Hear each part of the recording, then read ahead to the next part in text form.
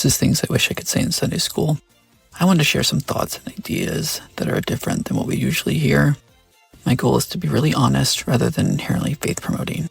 I hope these ideas may spark some interesting discussions with your friends, families, or classes. Please enjoy. This is the lesson for May 19th through 25th and May 26th through June 1st. Doctrine and Covenants, sections 49 through 57. Today's topics are correct teachings and Leman Copley, marriage, and stewardship. Section 49 is about new converts holding on to some previous beliefs. The story of Leman Copley in these sections is pretty interesting. He had been affiliated with the Shakers, though never joined their commune, and then joined Joseph Smith's church. The section heading states that he held on to some Shaker beliefs that didn't align with Joseph Smith, but it's not clear what beliefs. Section 49 is basically a chastisement of Shaker faith. Even more audacious is that Joseph Smith had the idea to bring this revelation to the Shakers. I got this story from Revelations in Context, a church source in the lesson manual. It's worth reading, but I'll summarize it here. Oliver Cowdery went to the Shakers and kept things respectful. Sidney Rigdon and Leman Copley arrived next, and they followed Oliver Cowdery's precedent and kept discussions respectful, as that was what was asked for by the leader of the Shaker congregation. Neither side would try to convert the other. Then Parley P. Pratt arrived, and he wanted to be bold. Even though they had a prior agreement not to do this, Rigdon, at the conclusion of the Shaker Sabbath meeting, asked if he could deliver a message. Then he read the revelation that became section 49. The Shaker leader kept his anger in check and asked them to leave. Rigdon said no. He wanted to hear from the people. The Shaker people, of course, rejected this message as well. Then Parley P. Pratt shook the dust from his coattails as a testimony against the Shaker congregation. The Shaker leader denounced Pratt in full sight of his congregation. He said, "You filthy beast, dare you presume to come in here and try to imitate a man of God by shaking your filthy tail? Confess your sins and purge your soul from your lusts and your other abominations before you ever presume to do the like again." The Shaker leader then turned his wrath to Copley, who had begun weeping, and gave this stinging rebuke. "You hypocrite. You knew better. You knew where the living work of God was. But for the sake of indulgence, you could consent to deceive yourself."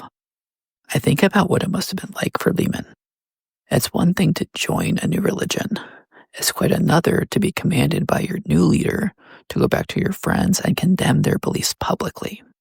I think Joseph Smith took a special interest in Leman because of his land and assets. In section 54, we get a piece of Leman's next story.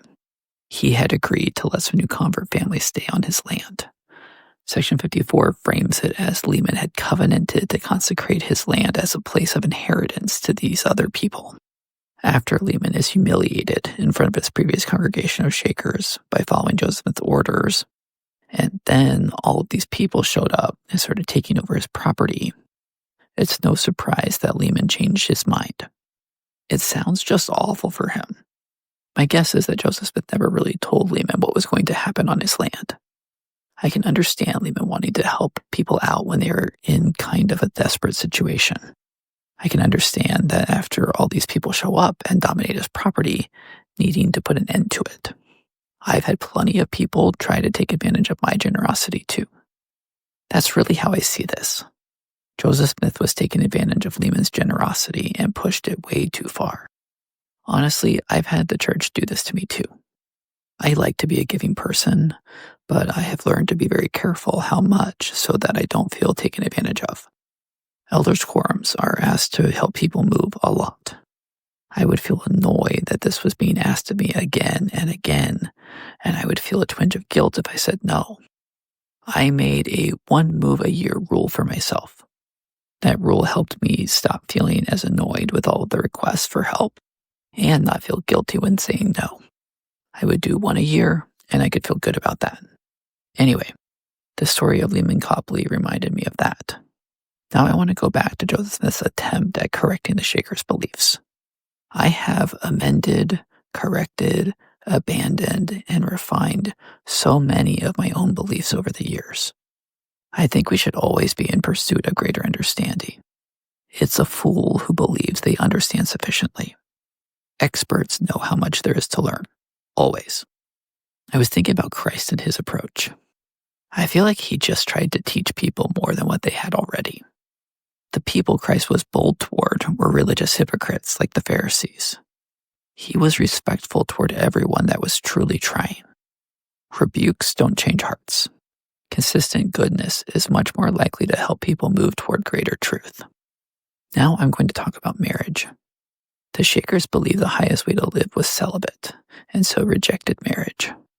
The manual jumps on this topic and says that Satan seeks to create confusion about marriage. I don't see it that way.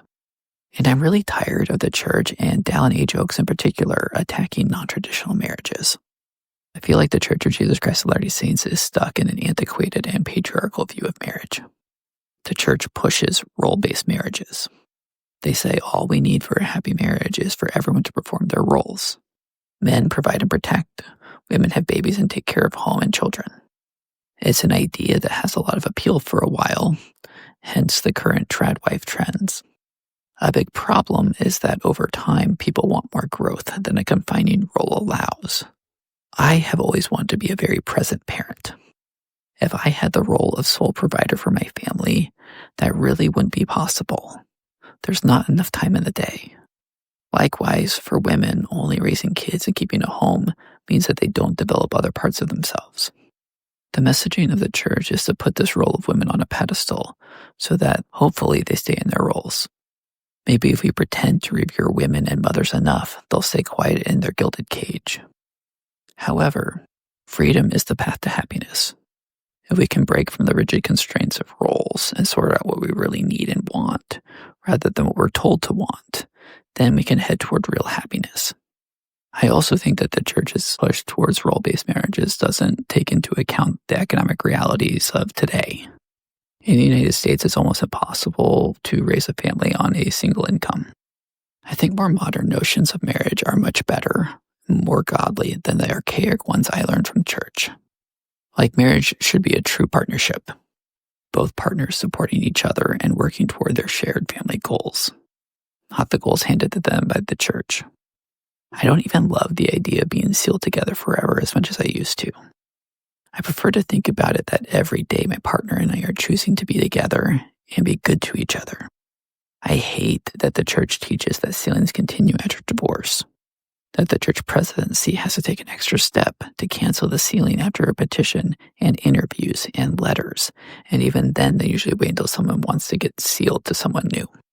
A lot of women in the church have endured the psychological torture of being sealed to an abusive ex in the eyes of the church, even after they're divorced. I don't want the marriage model that the church tells people to want. I cannot stomach the idea of presiding over my wife and kids. It's disgusting to me. I want a real partner, and I want to be a real partner. It's the two of us together. Neither is solely in charge. We have to truly collaborate. In a lot of ways, it's harder than a traditional role-based marriage, but it's so much better. I want a marriage of equals. I believe that is what my heavenly parents have, even though that is not what the church teaches. Stewardship is a major theme in the lesson because Joseph Smith is assigning roles to people in order for the church to handle the influx of converts moving to the area. The manual distinguishes a stewardship from a responsibility by stating that a stewardship is a sacred trust for which there is accountability. I have to say that I don't get it.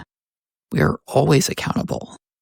I know people would say that an elders quorum president or bishop have a stewardship towards the people they serve, and I guess like a Sunday school teacher wouldn't really have stewardship. But I think a teacher still has a responsibility, and they are still accountable for how they handle their responsibilities. Maybe a lot of people need a special category of responsibility to take seriously because otherwise they don't really care about their responsibilities. So the church adopted the idea of stewardship to convey the seriousness of these particular responsibilities. I do understand that, let's say, a bishop is in more positions where they can cause harm, like being inappropriate in a private meeting or misappropriating funds. I can see scenarios where a bishop would be excommunicated for mishandling his responsibilities, and I can't really see that for a Sunday school teacher. Anyway, to me, the idea of stewardship is just semantics, to maybe help weak men feel special and finally take their responsibilities seriously. When, in reality, we are always accountable for our choices and actions. We should be living our lives in a way that we are proud of ourselves, and we act in our integrity. We should not have to live differently or really act any differently because we were given responsibilities that the church calls a stewardship. If we do have to rise up because of our stewardship, we weren't really doing that great before. Our integrity was lacking. That's it for this week. Thanks for listening. Please share with family and friends. Until next time.